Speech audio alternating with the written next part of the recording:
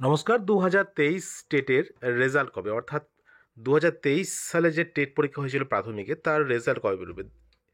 এক কথায় যেটা বলার, যে রেজাল্ট বেরোতে কিন্তু দেরি আছে।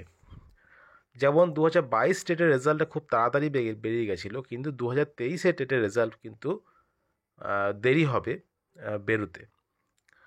দেখুন, এই সময়ে যে কাজগুলো চলছে, সেগুলোর মধ্যে একটা গুরুত্বপূর্ণ কাজ হলো যে রিমেনিং যেসব কাউন্সেলিংগুলো আছে সেগুলোকে সম্পন্ন করে, এবং সেটা সম্পন্ন করতে প্রায়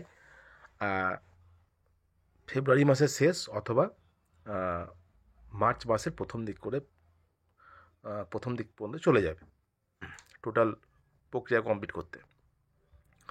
তো তার পরবর্তী সময়ে তার ইয়েতে কী হচ্ছে, যে 2021-23 ব্যাচের সেকেন্ড ইয়ারের যে রেজাল্ট, অর্থাৎ ফাইনাল রেজাল্ট কিন্তু বার করার চেষ্টা চলছে।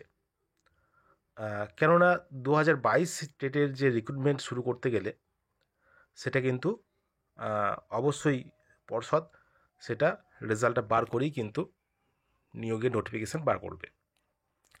তো 2023-এর যে টেট পরীক্ষা হয়েছিল গত 24শে ডিসেম্বর, তো সেই 24শে ডিসেম্বর পরীক্ষার পরবর্তী সময় কিন্তু এখনও পর্যন্ত কিন্তু মডেল আনসার কি প্রকাশ হলো না।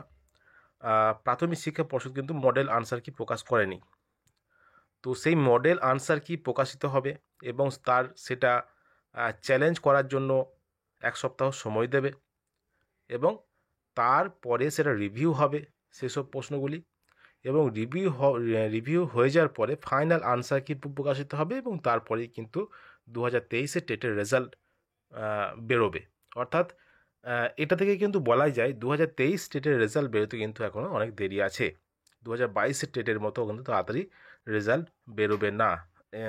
এখনও পর্যন্ত যেটা বোঝা যাচ্ছে যে 24শে ডিসেম্বর যে টেট পরীক্ষা হয়ে গেছে সেটার মডেল আনসার কি কিন্তু প্রকাশিত হয়নি এখনও পর্যন্ত। আজকে ফেব্রুয়ারির